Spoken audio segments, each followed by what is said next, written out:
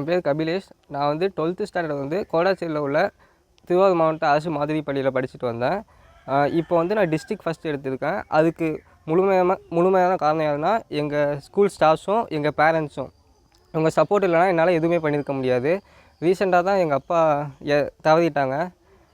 அது மூலிமா தான் எனக்கு இந்த உந்துதலே வந்துச்சு. நான் எப்படியாவது படித்து மாவட்டத்தில் முதலிடம் எடுத்துட்டேன். அது மாதிரி நீட்டையும் நான் கிளியர் பண்ணுவேன்னு கண்டிப்பாக நம்பிக்கையில் இருக்கேன். நான் 10th வந்து 456 எடுத்து ஸ்கூல் ஃபஸ்ட் வந்தேன். ஆனால் அதுவே எனக்கு சாட்டிஸ்ஃபேக்ஷனாக இல்லை. அதுவே எனக்கு ஒரு உந்துதலாக தான் இருந்துச்சு.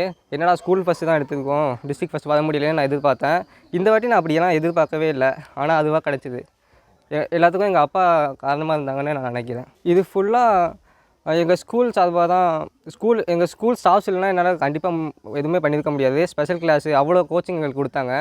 கண்டிப்பாக நீங்கள் மாடல் ஸ்கூல் வாய்ப்பு உங்களுக்கு கிடச்சிச்சின்னா கண்டிப்பாக நீங்கள் வாங்க.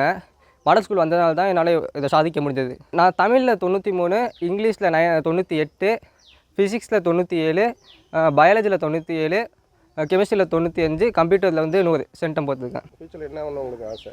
நான் நீட் எழுதியிருக்கேன். ரிசல்ட்டுக்காக வெயிட் பண்ணிகிட்டு இருக்கேன். டாக்டர் ஆகிறது தான் என்னோடய கனவே, எங்கள் அப்பாவோட கனவு கூட. நான் வந்து கபிலேஷோட அம்மா. என் பேர் வந்து உமா. என் பையன் வந்து சின்ன பிள்ளையிலேருந்து நல்லா தான் படிப்பான். கவர்மெண்ட் ஸ்கூலில் தான் படிச்சுட்டு வந்தான். 10th ஃபஸ்ட் மார்க் தான் வாங்கினான்.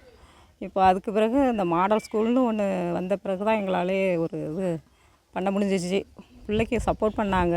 ஸ்கூலில் உள்ள ஸ்டாஃபுங்க, ஹெச்எம்மு, மிஸ்ஸுங்க எல்லாருமே சப்போர்ட்டாக இருந்தாங்க. அப்புறம் உறவினர்களும்.